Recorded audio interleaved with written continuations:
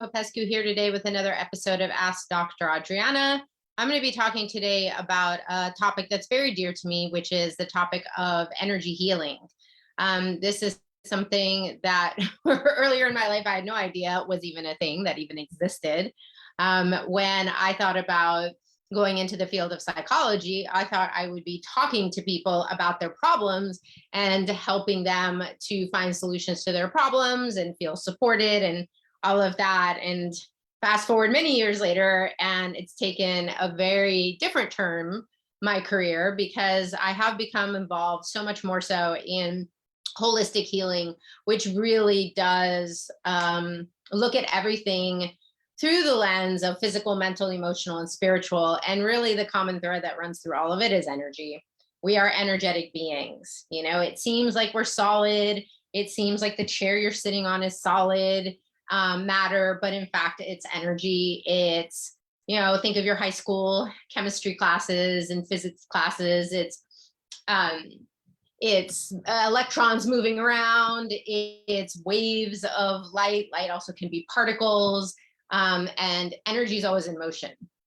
And I think that's really important because even though, let's say the chair you're sitting on, it appears solid, it's still energy in motion. The movement is just slower. So, like if you think about water, for example, it comes in gas form, it comes in water form, it comes in liquid form, and it comes in ice. And the molecules are moving slower or faster in each of those forms, but it's still energy. Energy is the common thread that runs through everything. Our thoughts are energy. Our emotions are energy. Our physical sensations are all energy. And the one thing I always say about energy is that it's malleable, meaning we can change it, we can alter it. And so what I have come to learn in the 25 or more years that I've been working in this field, especially bringing in the more holistic techniques and approaches, a lot of which come from traditional healing methods, traditional Chinese medicine, traditional Indian medicine, healing practices from all over the world, from more traditional cultures, is that when we're looking like from that perspective, what I've learned is that it's not enough to just talk to somebody about their problems if you really want to help them heal from something. If they have depression, if they have anxiety, if they have trauma or PTSD, if they have addiction, these are some of the issues I most commonly deal with. We have to look at that through the physical, mental, emotional, and spiritual lens. And we have to look at the traditional perspective, especially if we were looking, let's say, at energy psychology, which is a whole field of its own. You can, in fact, find a lot out about it at energypsych.org. You can put that in the comment section because energy psychology is now developed into a whole field. It's been around for probably about 40 years or more. It first started with a man named Roger Callahan. He was a psychologist who was working with clients that had phobias, anxiety disorders, PTSD, and he really wasn't getting a lot of success with them with traditional Western psychology methods. And so he's the one who first started studying, he was studying acupuncture, and he brought together the principles of acupuncture with psychology. And that was the birth of what we now know to be energy psychology, which is now in countries all over the world. The website ASAP is the Association for Comprehensive Energy Psychology. They spearhead research. This is where you can find a list of practitioners that are trained in these methods. This is where also you can find out about humanitarian efforts going on. Like, for example, right now in the Ukraine, they are sending people, I don't know if I believe they might be going also to Ukraine, but I know that for sure they're sending people to Poland and to some of the neighboring countries where all the refugees have gone, who are obviously highly traumatized. And what they have found is that working with these energy-based methods can create a lot of healing. It is particularly helpful for people who have endured stress and trauma. We can do things like tapping, which is stimulating acupuncture points, or you can go to acupuncture. Or there are many other ways to work with energy. You can do hands-on healing. We've been doing this for tens of thousands of years. People have been doing on the traditional laying of hands, right? To try to heal someone. When a child is upset, we hug them, we soothe them with our touch. Touch itself is healing. Touch itself emits energy. If you were to rub your hands together like this, right, you can feel the energy between your hands. Your hands have energy centers in them. They're called chakras. In our body, it's now been documented with scientific, evidence. We can see that there are pathways along which energy travels in our body. In traditional Chinese medicine, we call the energy qi. In Japanese, it's ki.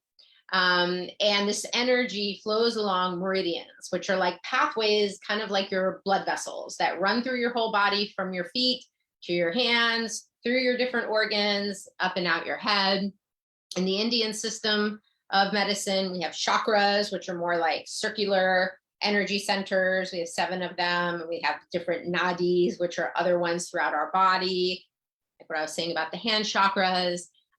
So you've got a lot of healing methods under the umbrella of energy psychology, and other ones that are, I would say, cousins or neighbors of energy psychology.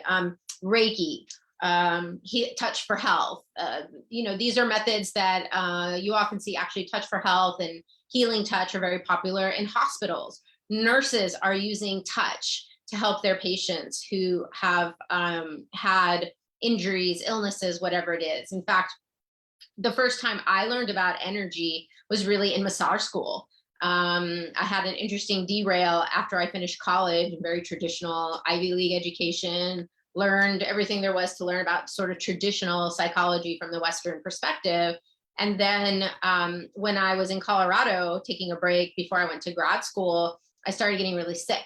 And I didn't know what was wrong with me. And that's when I just intuitively was drawn to go to massage school and learn more about bodies and healing. And that's when I first was working with energy. There was, we were in Shiatsu, which is a form of acupressure, right? I had to learn all the meridians in the body and all the specific points. And we would press on those points in Shiatsu, right? You would do it with your thumbs, or you could do it, there were different ways you could do it with your wrist, your palm of your hand.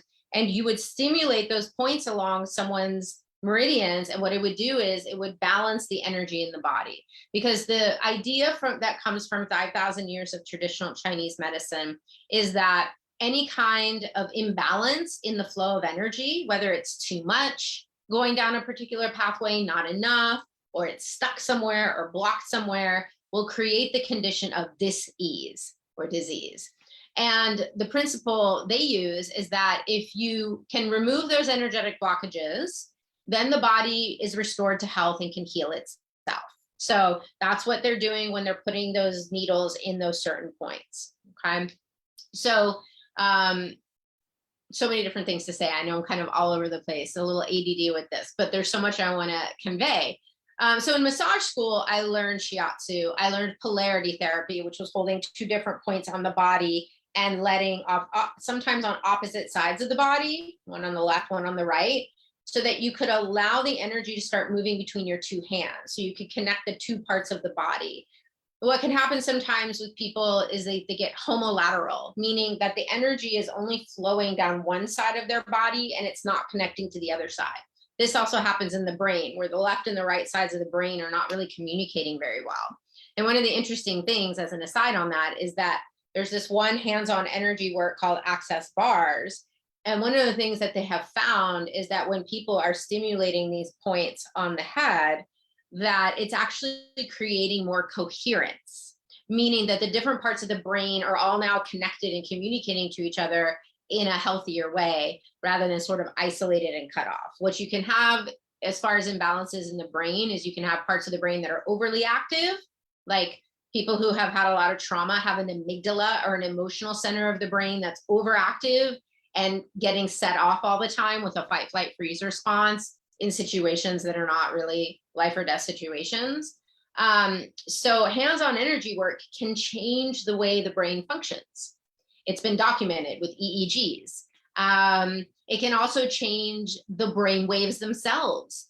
Hands-on energy work has been shown to slow down brain waves. So right now I'm talking to you, I'm in a beta wavelength, I'm very active, engaged, my mind is going. You as the listener, you might be more in an alpha state. That's kind of the state when we're sitting back, watching TV, listening, taking things in, and we're not computing and calculating and thinking, actively about things. So access bars slows down brainwaves and can get us to theta. Theta is a highly desirable brainwave state. It's the one right before delta, which is sleep. Theta is considered the state of deep meditation, hypnosis. When we are in this brainwave state, we're much more receptive to things. We're more receptive to new ideas. We're more receptive to letting go of stuff that no longer serves us, which is one of the things that access bars is doing, is it's releasing like old energy created by our thoughts, emotions, judgments, different things. It's allowing that energy to dissipate and release. So back to massage school. I was learning polarity therapy and talk about measuring things. I had an internship at the hospital, at Boulder Community Hospital in Colorado. And I had to work on people who wasn't quite ICU, but it was like a step down from ICU, and they're hooked up to machines, and I'm scared to even touch them because they've got wires and IVs and things. I'm not even sure what I can do as far as physical manipulation like massage. So I did energy work. I just put my hands on different parts of the body, and I just asked the energy to run whatever this person needs to heal.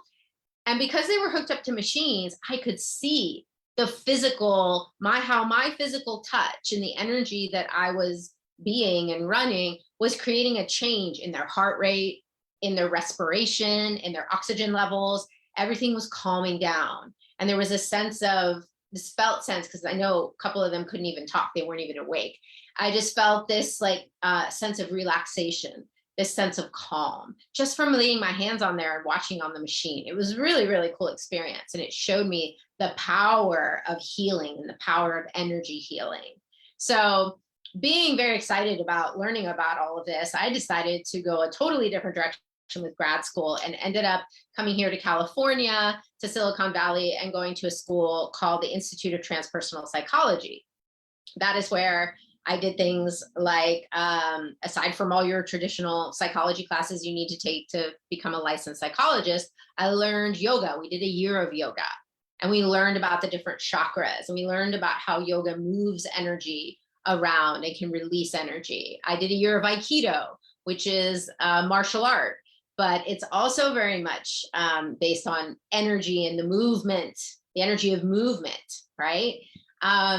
Just so many things, so many different perspectives of mine that were opened up by going to this type of holistic, it was very much east meets west kind of traditional philosophies, and more traditional Western and traditional Eastern philosophies kind of married together, and a lot around spirituality. So that was a really, fascinating journey for me. And while in grad school is when I found the flyer for an ASAP conference in 1999, and found myself in San Diego learning about tapping, the EFT, stimulating those acupuncture points. Meanwhile, I myself, in my journey of health and healing, because I was really sick with Lyme disease, what turned out to be Lyme disease and chronic fatigue syndrome, I was seeing an acupuncturist, and I was seeing how this type of work was allowing my body, not just my body to heal, but then when I started doing the emotional work, the mental, emotional, and spiritual work, how it all came together to create a condition of wholeness and wellness, rather than disease and brokenness and trauma and unresolved emotions, and a lot of the things that were, underlying my body's illness. Because it wasn't just about, you got bit by a tick and now you have this bacteria, growing in your body. It was so much more than that, because all the interventions that I was doing just to address the physical wasn't enough. I had to address the unresolved trauma I had from my childhood. I had to learn how to manage my stress better. I was in grad school, even though I was completely debilitated, lying on the floor, I still had this drive of like a superwoman, and I need to get it all done. And I'm going to do, pushing myself so hard, which is not surprising that the chronic fatigue kind of came with that, to the point where I just burned out my entire system. My adrenals were shot. My hormones were completely out of whack. They did biogenic testing on me. And at the age of 29, they said I had the body of a 69-year-old. Like, that's how degenerated all my systems were. Energy work was a huge part of my healing. First, it was acupuncture, and then my acupuncturist started doing NET on me, neuro-emotional technique, which brings together, it was developed by a chiropractor, Dr. Scott Walker. I actually interviewed him. I've interviewed a lot of people on my podcast about these different methods. With tapping, gosh, I've spoken with Mary Seiss. I've spoken with Dr. Scott Walker, the developer of NET. Oh gosh, so many different healing modalities, a lot of which are energy-based. Michelle Watkins, who I went to grad school with, she's a Reiki master. We talked about Reiki and energy work with her. And it was just profound how starting to now do this psychological, emotional, and spiritual work, how much of an effect that had on healing my body, how much energy I had locked in my body. You know, I knew from massage that you could lay your hands on someone and touch a certain spot and they would burst into tears because there was emotion held in the body, right? Trauma is held in the body. I didn't know all these things. I didn't learn this in undergrad at Dartmouth. That wasn't something we talked about. In fact, I remember a lot of classes about monkeys and rats and experiments and things like that, but I don't remember anybody talking about how illness has these emotional, psychological aspects to it. So it was my own journey that taught me, and my mentors and my healing team. And so Anna Manayan was the woman that I was working with, the acupuncturist who then learned NET. And NET was developed by a chiropractor, Dr. Scott Walker, and he brought in acupuncture principles and homeopathy into the chiropractic work and created this beautiful modality that I still do today, neuro-emotional technique that helps us identify what are some of those emotions. We use muscle testing to find out what emotions are stuck in the body, what meridians are imbalanced, and then we do a releasing process for mental health practitioners. If you're a chiropractor, you can adjust the spine. As a mental health practitioner, we have meridian access points in our wrist. And, you know, once we get kind of the storyline of the emotion and the root of it and where it came from, we can do a little process where we allow that energy to release. Okay. It's really fascinating stuff. So, you know, EFT tapping, that is huge right now. I'm using that a lot in my work at the rehab. I'm the clinical director at Avery Lane, which is a women's drug and alcohol rehab program here in the Bay Area. And the women that we see are so highly traumatized. They're constantly in the state of like fight or flight, or they're shut down, they're dissociated, they're numb, they can't feel anything. They've been using drugs and alcohol as a brilliant strategy to try to cope with all of that. Obviously, that hasn't worked. And so they find themselves in rehab. And we have to help these ladies regulate their nervous systems. They can't even pay attention in group. They're not learning anything because they're having flashbacks, they're having nightmares, they're having intrusive memories of their trauma. Their brain is haywire. The parts aren't communicating well. They're in this like hyper alert, hyper vigilant state. And so the tapping has been really wonderful because again, it shifts that energy. It calms the nervous system down. It sends a deactivating signal to the amygdala. And it's all electrical, which is interesting. You know, the research study that Harvard Med School did, a 10-year research study of acupuncture that basically validated it. And really what they're now thinking is that it's an electrical signal that when you're stimulating those points, which are measurable, those points have more electrical charge, those acupuncture points. When you stimulate them, either with a needle or with tapping or whatever it is, or just holding pressure there, okay, you're sending an electrical signal along the fascia, which is the connective tissue that surrounds all your muscles and bones. You're sending a signal through the fascia up to the amygdala and deactivating that fight, flight, freeze response. So we do 5 minutes of tapping and people calm down. Their brain waves slow down. The stress hormones come down. The feel-good chemicals come up. You know, acupuncture and tapping are great for pain management. Why? Because they release endogenous opiates, your natural painkillers. I joke with my clients, like, you don't even need to take a drug. Look, in 5 minutes, you got a lot calmer. That's quicker than a drink would have been, right? With no side effects and no hangover. So energy healing is this wonderful, powerful thing.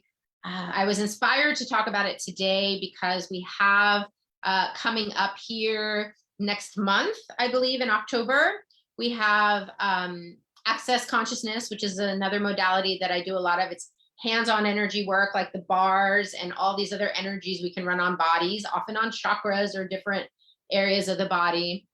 There are over 100 different energies. Is in October, I believe it's October 22nd, is Global Bars Day, where people all around the world gather together, and Access Consciousness provides live content and videos and different things. You can watch it all day long. Every year here in the Bay Area, we've rented out a space and put up the massage tables and had people come to get their bars run.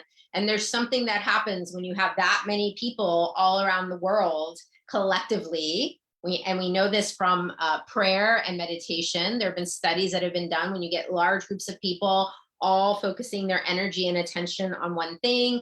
Either they're doing prayer, meditation, access bars, some other kind of energy work. You can feel it. You can sense it. Machines that measure energy can pick up on changes in our quantum field when people are doing this type of energy work. Lynn McTaggart has a really interesting, wrote a book called The Power of Eight. And I've been part of in workshops this work where you have 8 people all gathered together contributing healing energy to one person, the selected one person who has an illness or something is going on with them.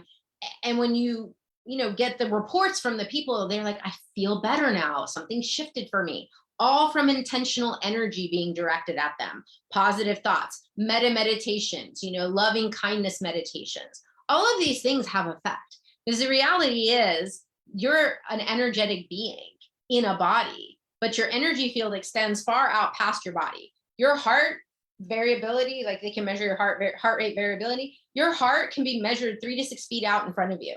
Machines will measure it. They can take, I wrote about a lot of this in my book, actually. There's a whole chapter devoted to kind of like the quantum physics and how energy works and how it is that we can pick up what other people are thinking and feeling. So we've got these incredible, like quantum physics now is telling us amazing things. Like they'll pair 2 electrons, right? And some, I don't know, they run it through a light and whatever, and the electrons are paired, and then they separate them by like thousands of miles or 10-foot thick steel plates, right? And there's no way that these 2 electrons should be able to have any kind of communication with each other. And yet they'll stimulate this one over here, or they get it to spin in a certain direction, and the other one starts doing the same thing, right? Or, and there's no, and it happens faster than the speed of light.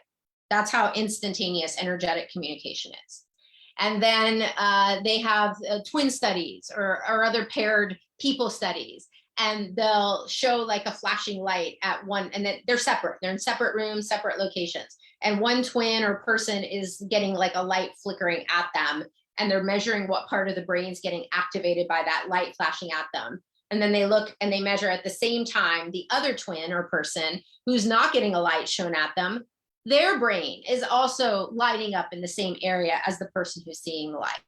It is fascinating stuff. Dr. Dean Raiden, he's the chief scientist at IONS, the Institute of Noetic Sciences. He's written extensively about these studies. He's conducted a lot of studies himself. And his book, Entangled Minds, is all about this. So if you're into it, Rupert Sheldrake is another one. Dr. Sheldrake proposed a theory called, talked about morphic fields and how basically our aura, our energy field carries and conveys information. And when we get around other people, we can sense theirs. That's probably how telepathy and which is not even a phenomenon, but like how we are aware of what other people are thinking and feeling. Those of us that identify as empaths really know what that is. I mean, all of it has a scientific explanation. We are no longer living in the age of this is woo kind of stuff. Science is catching up to what we healers have known for thousands of years now, that energy healing is real, it's powerful, and it works. So enough on all of that. Thank you so much for tuning in today. If you have any questions, do pop them into the comment section. And even if you're watching this after the fact, I will eventually respond. If you want to find out more about energy healing, please go to my website, adrianapopescu.org, or my newest venture, Firebird Healing, firebird-healing.com, where we are using some of these energy-based methods specifically for the healing of trauma, helping people move from survival to thrival when they have experienced traumatic events. So I hope this has been useful to you, and I will see you next time on Ask Dr. Adriana.